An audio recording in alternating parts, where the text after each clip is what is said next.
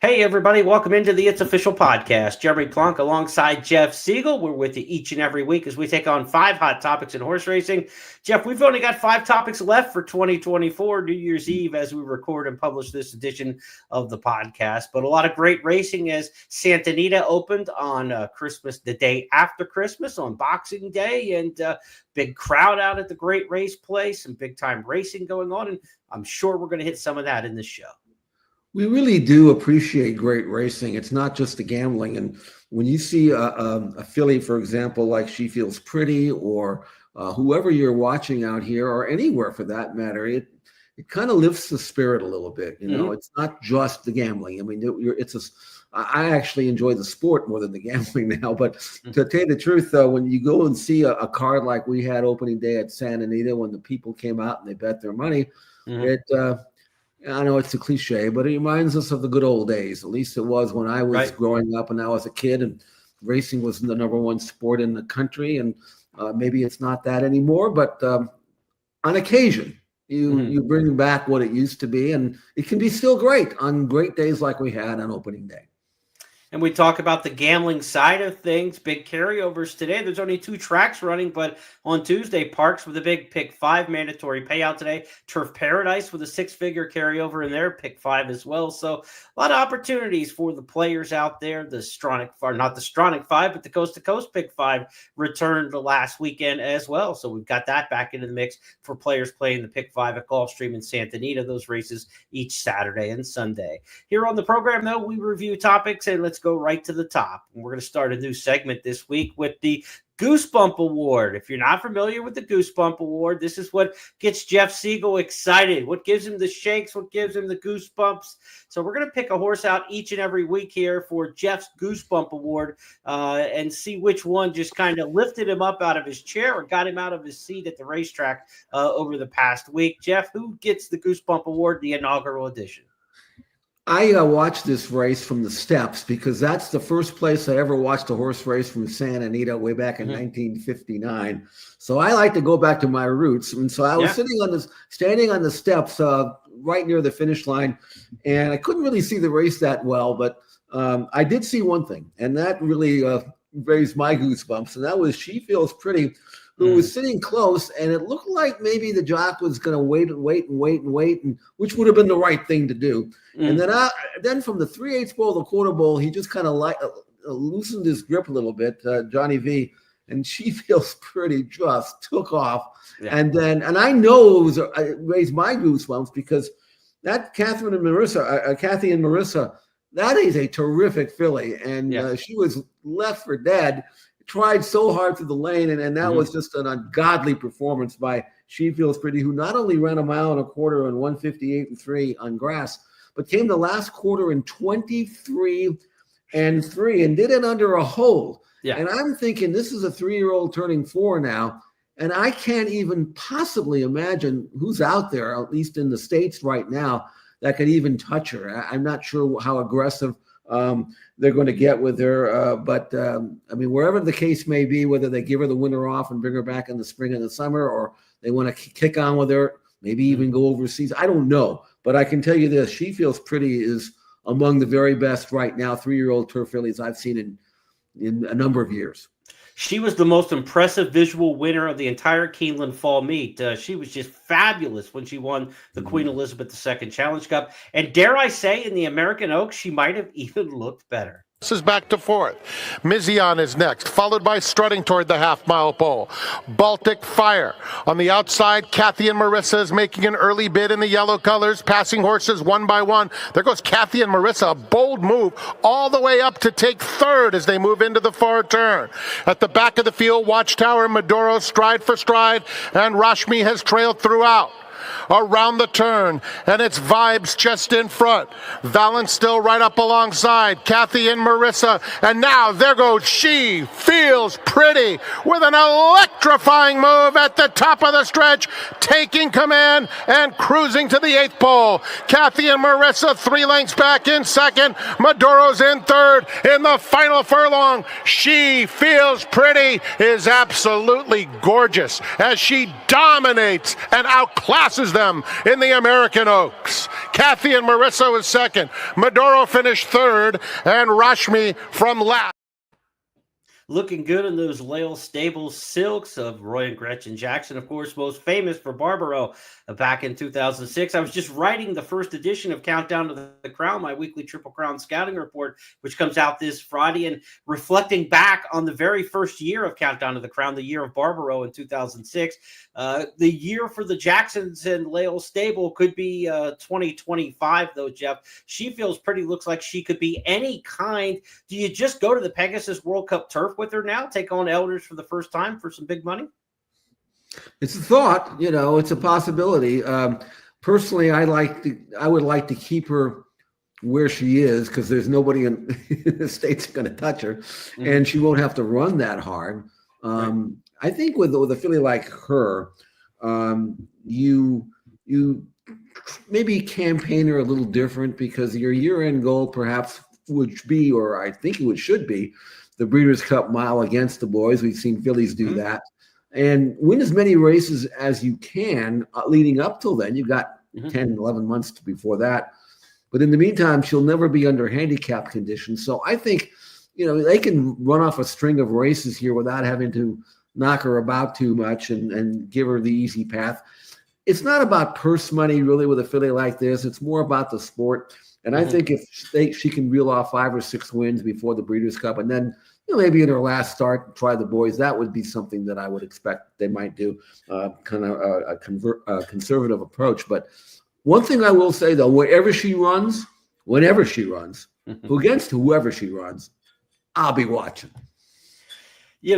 Cherie DeVoe, this was one of her biggest years as a trainer, but I'm sure one of the biggest years of her life. And she had more than looks in the Breeders' Cup. A mile run such a big race. And this filly here, she feels pretty. I mean, it could just be a tremendous 2025 for the DeVoe barn, which really had a breakout year. She may be, amongst all the trainers in the country, she may have been the breakout performer, Cherie DeVoe, of 2024. When you think about on a national scale, what she did in Kentucky, and going on to bigger and the biggest venues in the game. And this filly looks like she could take her anywhere. So she feels pretty. Gets our first ever Goosebumps award from Jeff Siegel. We'll continue that trend each and every week here to lead off the podcast.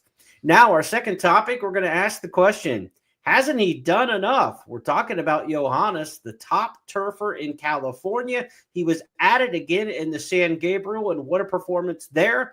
Has he done enough now to be the Eclipse Award winner as the champion turf male? Tugging a bit along the inside of Escape Artist. 8 lengths covers the field down the back stretch, and it's Frankie Dettori and Cabo Spirit carving out the fractions, a length and a half. 911 Turbo in second. Johannes at the rail, joined by Seal Team in between horses, who's only 2.5 or so off the lead as the field moves into the far turn. Mi Hermano Ramon is outside of them. Then Dicey Mochara asks for a bit more. Astronomer has lost some ground. Easter is 7 lengths off the lead, and another 3 to Escape Artist. They're a quarter of a mile from home. Seal Team in between horses. Mi Hermano Ramon running a big race. Johannes swings to the outside. Cabo Spirit is down at the rail. They're a furlong from the finish, and Johannes, very confidently handled on the outside, has cruised up to Seal Team and Mi Hermano Ramon. It's Johannes taking care of business. This superstar wins the San. Jeff, if you hadn't seen all of his races, you pretty much saw them all right there. That's how he wins all of them. I mean, that's just carbon copy, kind of like Cigar back when he was in his groove, back in the mid-90s. He had that same kind of trip every time, and you say, wow, this horse trips out, but you've got to make your trip when you can consistently do it like that. And Johannes, what a season he has had. And really the question when we talk about champion turfer only comes down to a few horses. But he does. I mean, Rebels Romance did win the Breeders' Cup, and Johannes didn't. Johannes ran a winning race in the Breeders' Cup Mile, a turf mile, got beat 3/4 of a length, equaled a career top buyer number when he did so. So it wasn't like he ran poorly. He ran his race. He just got nailed by a very, very good horse on that day. More than Looks, who came flying on the outside. I'm not sure Johannes ever saw him, but regardless. But after coming back, and I think that's one of the reasons why Tim decided to run him here, also as a prep for the Pegasus Turf, is to maybe add to that resume.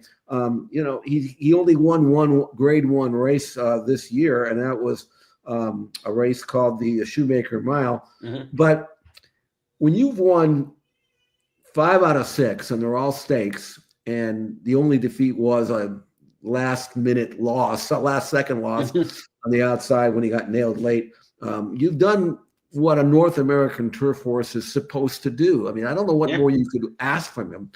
Rebels Romance did all of his campaigning overseas until he flew in and beat his field like we know he could have and should have done. Mm-hmm. And you can make a case for that. But I'm a little bit partial to those who have done it here in the States all year. It's supposed to be an American award.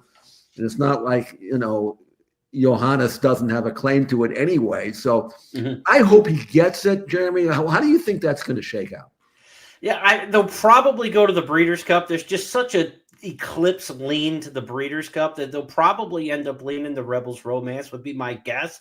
But he's going to be on the ballot as one of the 3 finalists for sure. Cogburn had a chance in this odd year. Usually we don't think about turf milers in the champion older turf mail. It's usually the routers that we're talking about. But you had a horse this year, Johannes, who had such a good season. And you had the turf sprinter Cogburn, who, had he won the Breeders' Cup turf sprint 3 lengths in front at the 8th pole, by the way, and then ended up tired to finish 4th, had he gotten that last 1/8 of a mile in the Breeders' Cup, you could make a really strong argument that this is the year where a turf sprinter may have gotten the champion older turf mail. But I think it'll probably end up going to Rebels Romance. But it's one of those kind of most deserving or best horse kind of discussions, just like we talk about college football playoff teams, right? Who gets in and who doesn't? Is it the most deserving team or the team who had the best season? Johannes had a much better season in North American turf racing for sure, I think, than Rebels Romance, but Rebels Romance got the big trophy, got the big win, and people can kind of make conjecture on what he would have done had he run throughout the year in North America. He probably would have been very successful as well. You're going to get a split camp. I don't think it's going to be a dominant voting block, on one side or the other. But I think right now you're probably the long shot with Johannes, although he may be most deserving. Well, at least it'll have some suspense. Yeah, when a lot of categories don't. Because usually these things are a foregone conclusion. But again, I'd like to see the North American runner get rewarded, unless you don't want to give one just to give one. And I think Johannes definitely did enough, but we'll see how it shakes out. It's important for the connections for sure. And as a son of Nyquist, it wouldn't be bad to have that on your resume when you go to stud. So it's more than just bragging rights. There could be some money involved here down the road, but regardless of the case, we'll see Johannes probably. Certainly, if everything's okay. Tim has already said that that's the plan. Running the Pegasus Turf, so we'll see him next month. And he's a fun horse to have. And by the way, in watching that race, one of the things that makes him so unbeatable, practically, is that number one, he switches off. He doesn't pull. He doesn't get rank. Number two, he has instant acceleration. And the jock who rides this horse, Umberto Rispoli, he has the luxury of knowing that he can wait longer than some other jockeys on some other horses because he knows he's going to get that explosion when he asks. Right. In that last race, you saw Siegel Team make what I mean Hermano Ramon move at the 3/8 pole. Yeah. And Umberto just kind of sat there. You guys want to go? Go, because I know that when I ask my horse, I'm gonna get you. So one of his skill sets is to be able to accelerate and quicken, and the jock knows that, which keeps him out of trouble. Some jocks have to go. There's a hole there. I better go now because if I don't, I won't get through. And Rispoli says, "I'll get through somewhere. I know. I can wait," and that's what helped him win that last race because he made the last run. We do a format for this show and we follow it, but a lot of times our talking as we get into a discussion kind of, gets my mind going and the juices going. And I hope that our listeners and people who follow the podcast are the same way, that we kind of spur thought. you mentioning about the one-hit wonders who come in and win the Eclipse Awards here, and what the money value could be. We do so much, like the North American Graded Stakes Committee, on the number of graded stakes and how many divisions have grade 1 and such for the money, right? They're trying to produce black type for stallions, right? That's their whole game. I'm kind of surprised that here in the year 2024 going to 2025 that there aren't some stipulations towards the Eclipse Awards on minimum number of starts in the U.S. So why would you want to reward a Rebels Romance who's not going to be part of the American bloodlines and scene? The breeders have all the swag and have all the pull in this game. We know that. That's where the money is, and that's where the political pool is in horse racing. I'm kind of surprised at this point that we haven't said something along the lines of, sure, you could win a Breeders' Cup and you'll win the purse and the trophy and everything like that, but if you just come over and run one race in the U.S., you're not going to win championship awards because those are reserved for the American pool that's going to become the stallions and the mares and the money. They're kind of taking money out of their own hands. And in horse racing, my God, that's the one thing they don't ever do. Yeah, I mean, that's an excellent point, Jeremy. I was thinking because, in the NBA, you can't be first team all NBA or get any postseason awards unless you play games. You have to play a minimum amount of games. Otherwise, you're not eligible. Why can't we do the same thing with racehorses?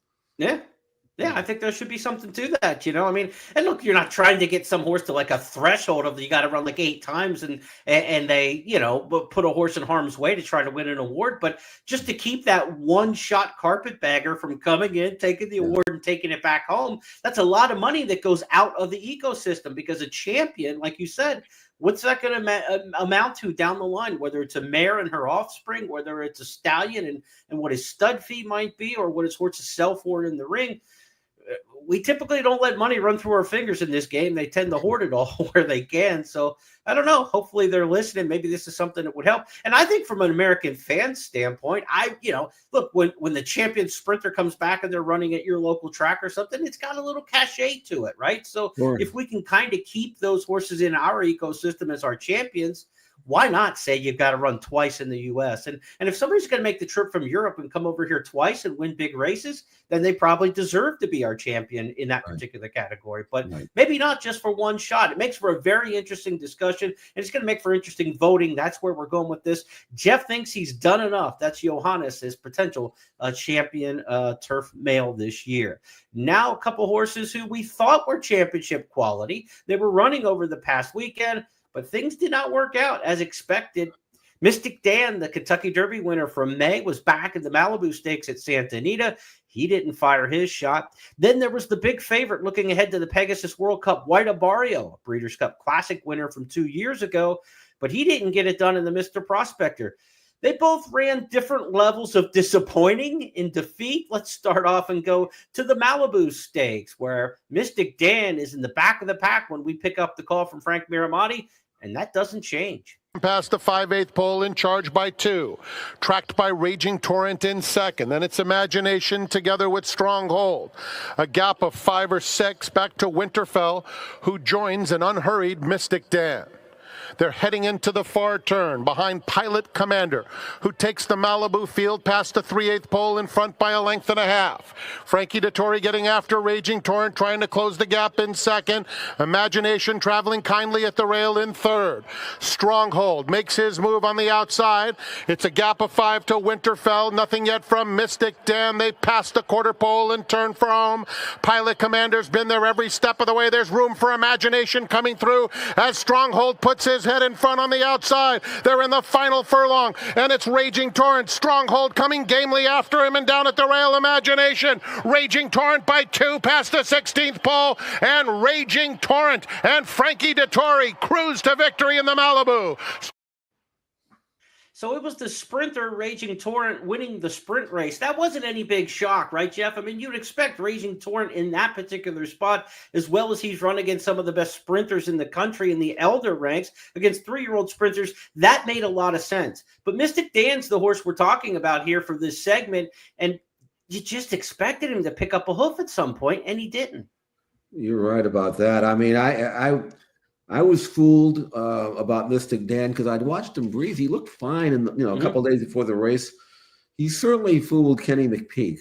And I think it has to be I don't want to be too harsh here, but I think Kenny had to be a little embarrassed by that because he never would have done two things. He never would have run him in the race in the first place if he thought the horse was that out of shape or soft or whatever he wanted to do. He completely misjudged his current condition and his sharpness, especially when he reported the next day that he came out of the race fine. And now if there's been an injury, that happens. Okay, but no, he's fine.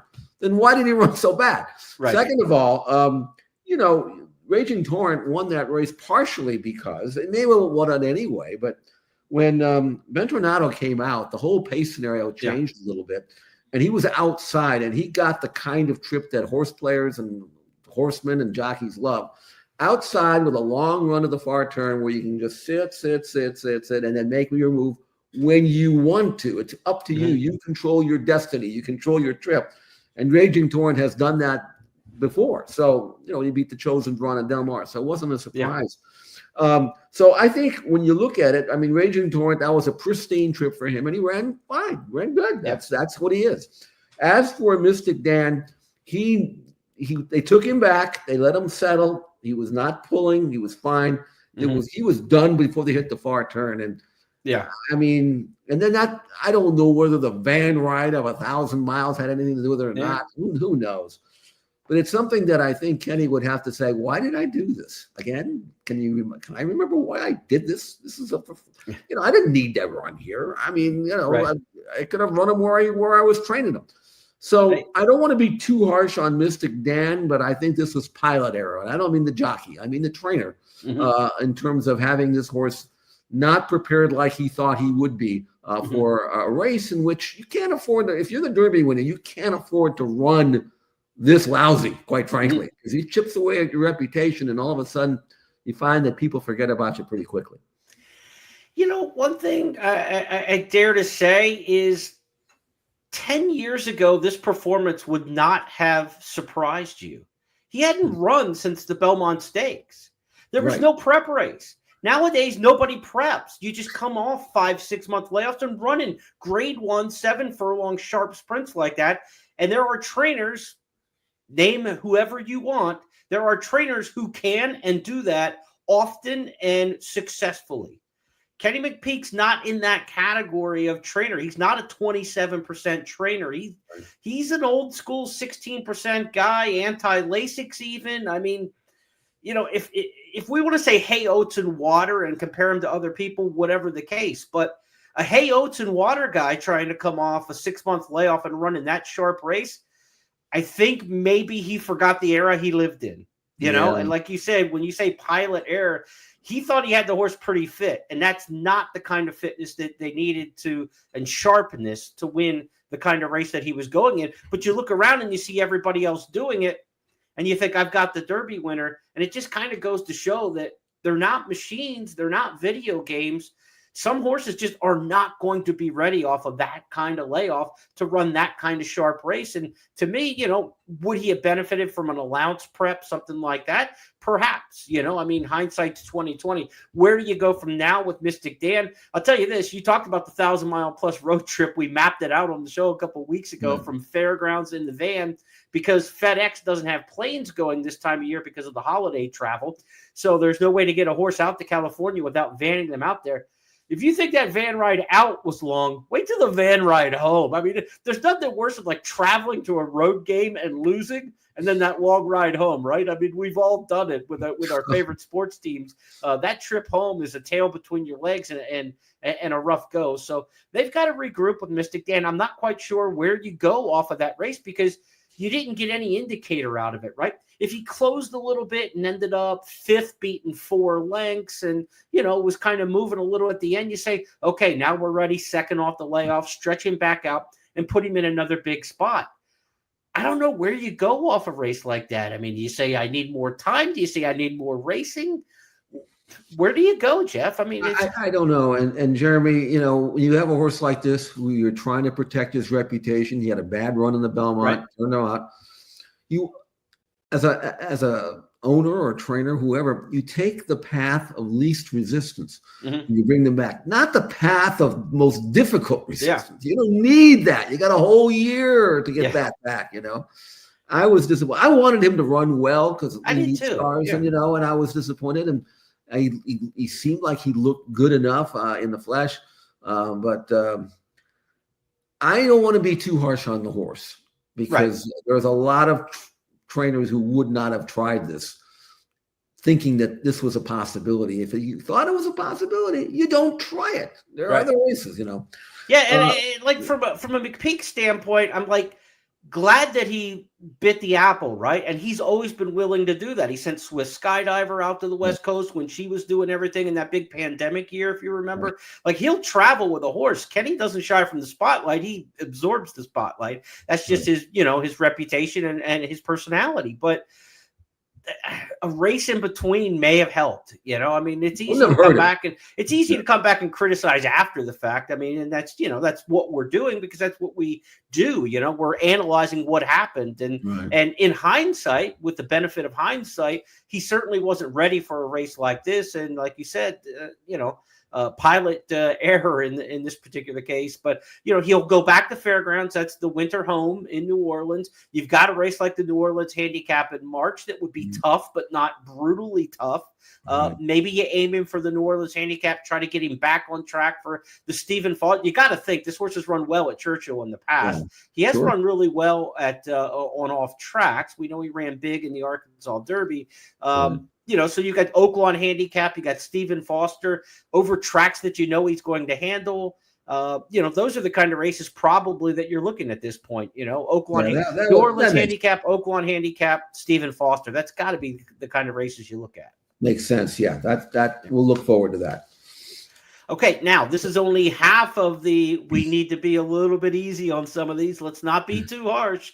What about White Aario? He had his comeback race in Allowance Company. Saffie Joseph got him back from Rick Dutro. He won easily in Allowance Company before going to the Mr. Prospector, which is supposed to be his prep for the Pegasus World Cup. So instead of just coming off the bench and running right to the big race, they actually went 2 sprints in a route. So there's some more thought to how to bring this horse along from Joseph than what we saw on the Mystic Dan plan, which was to go directly into the big race. So mission accomplished in the allowance race, right? White Aario looked great.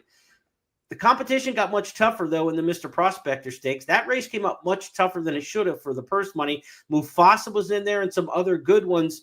And White Aario at least came with this run. Let's go back with Pete Aiello's call at Gulfstream Park and take a look at the Mr. Prospector last week. And you'll see this is a horse who at least got something out of the race in White Aario. Has it now, 3/4 of a length through a 45 2.5 mile. Swung to the center. Here comes the big white blur, White Aario. He's got 6 lengths to raise and a classy horse to catch. They come past the 8th pole. Mufasa clear by 4 lengths. Down the center, White Aario, time ticking away. It's still Mufasa. He's clear. White Aario's just out of time, given too much to do. Mufasa will win the Mr. Prospector. So final margin there, about 1.5 lengths. That's the Vosburg winner winning the race. You're 1.5 lengths off of him.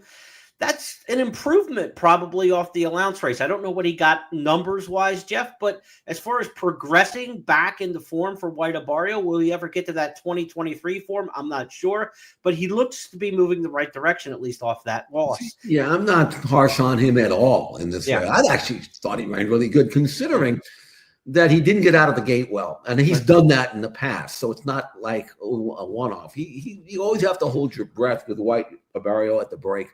Mm-hmm. And he was given, as Pete said, and the announcer said, he was given way too much to do, especially in a race shape that was slow early and fast late. I mean, they went 22-3, 45-2, 109-1. He sped up, and he was trying to make up all that ground, and he stayed on. In other words, he didn't lure a thread and kind of flatten out. He stayed on. I thought it was a good race. Yep. And now he's got the classic 2 sprints and a stretch out pattern for the Pegasus. So even though he got beat at 40 cents on the dollar, and he probably shouldn't have been that short because Mufasa's a good horse. That, and has much more tactical speed. But even though he got beat, not harsh at all, I think you'll be fine. And maybe one of the ones to beat for sure, and the Pegasus coming up in late January. So you got beat. Well, every time you get beat as a favorite, you got to think what happened. But in this case, the break, the lack of tactical speed, the ability to make up a lot of ground into the teeth of slow fractions, I thought he ran fine I was happy with it. So, and the number was just about what he can get. So, I don't think Safi has to hang his head and be disappointed at all. And you talk about Mufasa, there's not a lot of money for sprinters the first part of the year in the U.S. You have to think an overseas trip for him, Saudi, Dubai. One of these big money sprints around the world might have Mufasa's name on it. He's developing nicely. He's not an over-raced horse. Again, he won the Vosburg in the fall. They took a shot. I believe they went long in the Breeders' Cup, right? He came out of the dirt mile instead. Yeah, he had the 12-0 going a mile on the dirt. I mean, forget that, And besides, one thing, Jeremy, is this horse, and when you talk about going overseas to Saudi Arabia, I mean, this horse was he ran a mile and eighth and successful down in Chile. So it's not like he can't put that one turn mile and eighth. Does that not hit him right between the eyes? Yeah. It's a one turn race, but it's a mile and eighth. He can do both. And he's a really, really good horse. So I think Mufasa, if they send him overseas, that's one to watch, when they go there. All right, let's move on now to topic number 4, our Triple Crown Tracker, final edition of this for 2024, but we'll keep it going for 25 as we've got 5 prep races around the country that could have Kentucky Derby implications this weekend.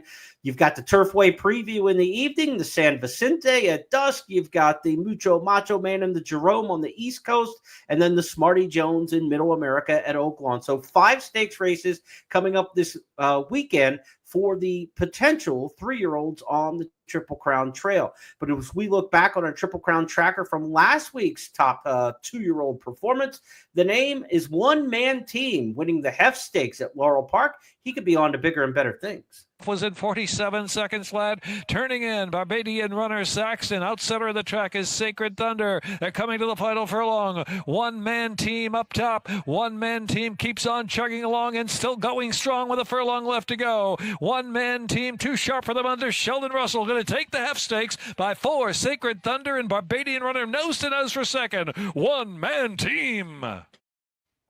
One Man Team was a one-man gang in that race, Jeff, and Brittany Russell's got one that could probably take her to New York this winter with the races at Aqueduct. You a lot of times see these Maryland horses during the course of the winter get their feet wet on the Triple Crown Trail by heading to Aqueduct during the winter before maybe taking on one of the bigger out-of-town type preps. Could you see One Man Team as a horse we see in New York this year or on the trail? That's where you should go. I would protect them as long as I could. I don't usually do this because it's kind of I don't know. You just don't do this if you're a gambler, but $7.40 on that colt is what he paid. And we both loved him last week. And, I would have thought this was the kind of horse they overbet. And if he had won by, as many as he did and they went off at 3-5, I would say, well, whatever, But then he wasn't even favored. And one thing I like about him is that he's a Nyquist, which already has me in his corner. But and this is what I always preach, and this is what I always try to point out. When he won his maiden by 6, he earned a 68 Beyer number. In this race, he earned an 85. And that's the critical jump you're looking between the first start and the second start. A massive forward move. That said, I would say that, he really hasn't beaten that much yet. And I would protect him until such time as you can't anymore, which is to say, don't mess with the Gulfstream horses. If you run out of competition at Laurel, head up to New York. It's a stepping stone, but it's a logical place to go. And I think if they continue on that path, in due time, he'll have his chance to prove that he belongs to the big boys. He's not there yet, but he's getting there. And with his pedigree and his ability to stay a distance of ground, which I'm sure he will like, there's a chance for him to be pretty good. The one bad thing about the New York scene is you got the Jerome this weekend, so he's obviously not in that. We've already got entries for that coming up for this Saturday. The next step is a mile and an eighth in the Withers, and then we're going to have the Gotham in a mile in March. So he probably doesn't get to New York until March. There are some races like the Private Terms, the Miracle Wood, some of those races in Maryland. Maybe he stays in Maryland one more shot and then takes his chance in the Gotham, and you see what you have there at the mile. I don't think you want to go a mile and an eighth with a horse with this light of a foundation. I don't think he's Withers ready off of this race and a half. That seems like too much distance too quickly to me. And then what do you do once you've run a mile and an eighth that early in the year in the Withers, right? So I think his best move is probably one more race in Maryland, then go try to Gotham. That makes sense. Like I say, protect him for a while, and then when you have to step out of your comfort zone, you'll have that foundation. And and then you find out what you got. But bred like he is, and the way he looks like a horse that'll stay all day, he'll get his chance eventually. Here on the Triple Crown Tracker topic 4, let's talk about some of these stakes races that are coming up this weekend. If you'd like to meet the contenders, as we call it in our written blog series, we've got a write-up on all the leading contenders at expressbet.com and at news.first.com right now. You can meet the contenders for these 5 stakes races coming up this weekend that have some potential Triple Crown possibilities. Let's start off talking about the San Vicente, the graded stakes of the group. The Grade 2 San Vicente at 7 furlongs. It's going to kick off the Santa Anita Derby series, Jeff, and we've got a horse in here, Barnes, who everybody talked about before he even had a name. He was in the Kentucky Derby Future Wager before he got a name, and this colt eventually named for Jimmy Barnes, the assistant trainer to Bob Baffert, could be the one that gets Baffert back to Churchill Downs on the first Saturday in May. He got Baffert back to Churchill Downs for the first time in 3 years with a hard-fought win last time out. Let's take a look at Barnes, the leading contender for the San Vicente, and get your thoughts on him after we watch the replay of his debut win at Churchill Downs. Lottery win, trying to keep Barnes buried down inside, who comes off the rail now. In a drive is Barnes, but he's got 2 lengths to make up on Innovator. Innovator leads the way with 1 furlong to go. Barnes trying to get on track, and this final furlong has wandered to the far outside, but Barnes is gaining ground now. Innovator digs in down toward the rail. Barnes on the wrong lead. One of these two. Photo finish. Green as grass in that race. Innovator was a horse who had some experience, stakes place, but then came out of that race and ran a dud at Oaklawn next time. So I don't know what we make of it, Jeff. But for what, $3.2 million, you expected Barnes to win by more, obviously, in the debut. He had some stuff work against him, but he ended up working out the victory. I did the morning line for this race. It hasn't been released yet. And this is one of the toughest morning lines I can remember making since I started last summer, because if you just go by the law of the land, which is to say the racing form, Barnes was life and death to win over a Lucas horse whose form before that was very average. Fire number was good, but he did a lot of things wrong. He was drifting out. He didn't change leads. And he's got so much hype on this horse. I mean, he's a Baffert. He cost $3.2 million. How much does that play into the public's backing, even though he's going from a maiden race at Churchill to a legitimate stakes race, a graded stakes with proven horses? And I wanted to take that into account, which I did, But then you look at Bullard, who's 2 for 2, won a maiden, won the Bob Hope at 7/8, drawn outside, plenty of pace for him to chase. He's come back, and you can check this out on xptv.com. And he's worked like Flightline in the morning, And so where do I go? I mean, how do you enter it? I ended up staying true to my roots, which is to say, forget the hype, go with the form. And I ended up making Bullard the favorite over Barnes. I could be wrong. Because my job is not to pick the winner, it's to pick the favorite, or try to get the odds favorite. So I might be wrong about this, but this is a really intriguing race. And these are 2 very good colts. And now we saw that jump from Bullard from maiden to graded stakes.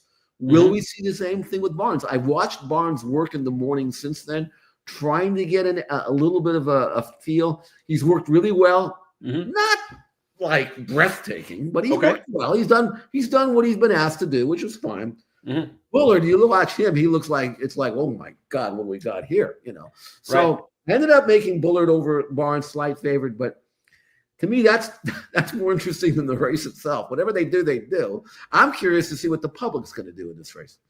These were both part of our Stars of Tomorrow segment here on the podcast that we do each and every week. And Bullard, we talked about him in the same breath with journalism, another Michael McCarthy trainee who since has gone on to win the Los Al Futurity, beating Bob Baffert's 2-4 finishers out of the Breeders' Cup Juveniles. So Baffert, McCarthy rematched again. Will Bullard be able to take down Barnes? It's the battle of the bees. Let's go back and give the fans a chance to see Bullard in the Bob Hope. He was dynamite at Del Mar. As McKenzie Street shakes away up front.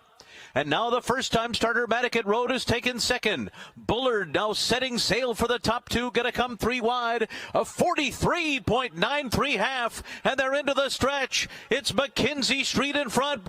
Bullard moves up alongside. On the rail, Madicat Road is third, but Bullard has taken the lead. Bullard pulling away here in the Bob Hope. From last to first under Umberto Rispoli, Bullard wins by...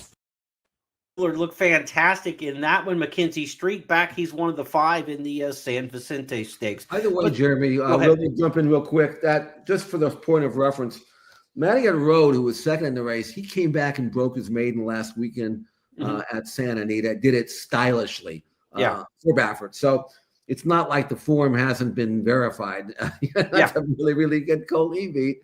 And so anyway, that goes as the 5th race, and we'll learn a lot. And it's funny because I almost in my own mind thought Bullard was another Baffert until I realized, no, it's McCarthy. And it's good that one guy doesn't have all the great 2-year-olds. Right. There's a little bit of a give and take here. And it'll be interesting to see if Bullard, who, by the way, cost a Baffert like $675,000 as a yearling himself by Gunrunner. I mean, he should get nothing but better at age and distance. And again, if you get a chance, we'll probably show this on our Friday show, but if you got a chance, take a look at his last work and your jaw will drop if you're talking about Bullard. Journalism, Bullard could be a dynamite season for Michael McCarthy with these 3-year-olds. Now, you mentioned you don't want to see one barn with all the good 3-year-olds. Well, one barn has all the good 3-year-old fillies coming up, and that's Brad Cox. But Cox is trying to find where his 3-year-old colts are. Maybe he'll find that out in the Smarty Jones Stakes this weekend. He's got one of the top horses entered for the Smarty Jones. That's the first leg of the Arkansas Derby Series at Oaklawn Park. And he's got one in the 9th race with Flavian Pratt coming in to ride. And this one's a really well-bred Medaglia d'Oro in here. We're talking about Hot Property. We'll give you a chance to see Hot Property's debut win around 2 turns at Fairgrounds. And Jeff, as we look at this one in the pink silks to the inside with the black cap and the West colors, this one might be on pedigree Brad Cox's best Triple Crown prospect. Not only that, but Pratt, who did not ride him in this race, obviously got a call from Brad Cox saying, hey, I'm running this colt back in the Smarty Jones. I'd like you to ride him. And then obviously Pratt's agent would say, well, it's Saturday at Santa Anita. I mean, I've got plenty of that. Right. I mean, if you really, really want him to come, I'll trust your judgment. And I'm sure the answer from Brad Cox was, yeah, I really, really want you to come for this goal. So Pratt takes off some live mounts at Santa Anita right here. And obviously at this stage now, Pratt's looking for Derby horses. He's going to play the field and pick the best one. And why not check out Hot Property, give him a little bit of a test run and see what I got. But this colt was not even favored in his debut. He was 4-1. First time around 2 turns. I doubt Cox had him cranked up. He still went off by himself. He earned an 84 Beyer number. And now, obviously, with that race under his belt, the experience around 2 turns, a stakes race with points, and with Pratt taking the mount, there's going to be a significant forward move produced here by Hot Property, stepping up in class.